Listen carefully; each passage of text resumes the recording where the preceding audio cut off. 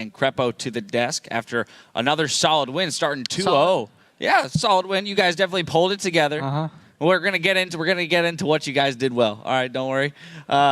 Starting the Super Week off 2-0. That's got to feel good, keeping that 4-0 dream alive and that playoff spot in your sights. So Crepo, just talk to me a little bit about that. Well, we were driving to the studio full of hope, and then we were watching the Dignitas match against Curse. And then, yeah, all hope vanished again because Curse won, and so we have to go 4-0.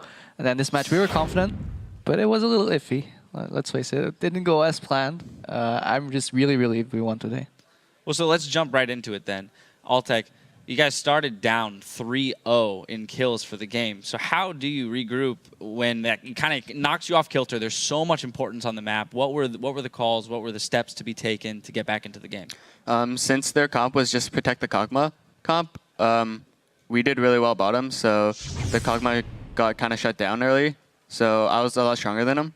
And I think as a team, we have played together a lot more and have more experience together. Whereas they, even with leads, I don't think they'd be able to come together and close out the game. So were you taken off guard by how coordinated they were, or did you just exploit those little holes and lack of coordination? What did you think? I don't know. I feel like the ways we went down weren't necessarily them being overly coordinated. The first 10 minutes of the game are very solo queue-esque still. It doesn't take a fully coordinated team like to kill your jungler or like get a solo kill or whatever happened. They had some nice roams. On bottom though, you could feel the difference between like us being able to play together and Baby Eater and Chaos being new to each other. So I'm really glad we won that lane, because if we didn't, then I'd feel a little ashamed. You know, I might as well call it quits then. But yeah, actually this entire game was about baiting Black Shields. I feel even on lane, every time we managed to get that Black Shield down, I could flash in, tag Chaos, and he would have to flash. Johnny would follow up immediately, and even in fights, the last team fight as well. Get the Black Shield, and then Maokai, even though he had a really, really hard laning phase, he's just, I'll flash W to Kog'Maw, and well, this fight's won. So to touch on that Maokai real quick, with these hyper carries, like Kog'Maw specifically, being so immobile, are we going to see Maokai in pretty much every match because he can shut them down or engage on them so easily? Yes, because I think when Maokai just flash Ws you and just slows with Q and E, you can't really do much, and you have to flash. And as long as Maokai's team has follow-up, then there's pretty much nothing you can do. All right, and I want to get into a team fight here at 29 minutes in the game. We're going to get the replay up on your screen. Crepo, walk me through this, because Altec, you're down bottom during most of this. It's a 3-for-1 that starts off near the Baron, and it trails off to the right-hand side. So yeah, I don't remember how we got in the situation. I guess we needed the pressure, but they catch us off guard. Oh, this is the other one. This is the other one, yeah. They come in, and basically what happens here, like, we kite back. That's what we want to do. We're getting the Braum ulti, and look at Kog'Maw and Lulu. That's what the goal of our fight. We can focus the tanks if they're on that Braum ulti. We can tag Kog'Maw again. They're at the other side of the wall, and that's how we keep winning these fights. If we can kite backwards, that's one option, you know. Separate their carries from their tanks, and then just blow up their tanks, because we still have a really strong AD carry. The other way you can go about the fight is just go ham, go aggressive, and jump past their like front line and just immediately blow up their backline. That's what we did in the last fight. So that's a good fight for us. We had a couple of bad ones where we got caught off guard by just Eve coming around. So we try to protect our flanks with pink wards, but sometimes, yeah.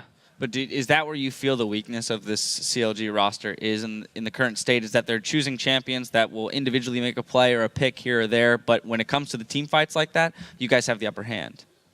Well, their comp was protect the Kog'Maw comp, and it requires a lot of coordination, whereas they're new as a team, and I don't think it's really there yet, but they still pulled a really good fight. It's really hard to play that comp. I mean, if you look at it, they have no really hard engage. Like, they can fish with binds, like cleavers, Lulu Q, but what is their engage? It's just catching people with an E flank and then relying on Kog'Maw being incredibly big, and luckily we got to shut him down at least a little bit in the early game. He came back really well in the mid game, and it was a really, really big threat, but it's a very, very complex comp to play, so props for them for actually trying it, and it almost worked.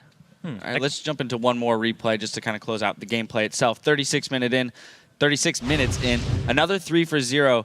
Altec, talk to me about this one. This is kind of the fight where we see that flash engage by Maokai and how effective it is. Yep, so right here, Helios cocooned and Black Shield wasted, and Kog'Maw's too far forward right here, and we just kill him through the Lulu ulti.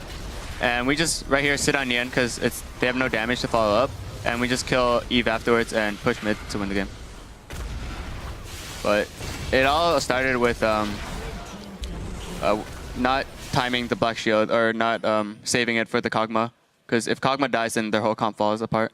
Absolutely.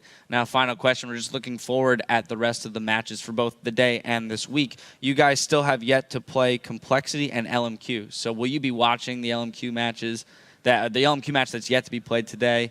And then what are you guys looking to do in the games tomorrow? Well, we'll obviously watch the matches if we can. I'm a little afraid. I think LMQ will be slightly more organized than the CLG.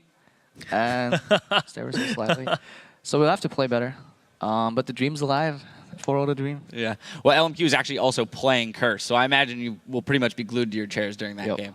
All right, guys. Well, congratulations on your win here, for keeping the dream alive. Best of luck in the 2 games you have left to play. Now we're going to go off the riff while the teams load in for the next match, TSM versus Tignitas. And we'll take a look at what you've been writing on Twitter when we come back. The North American continues. North American LCS continues after this.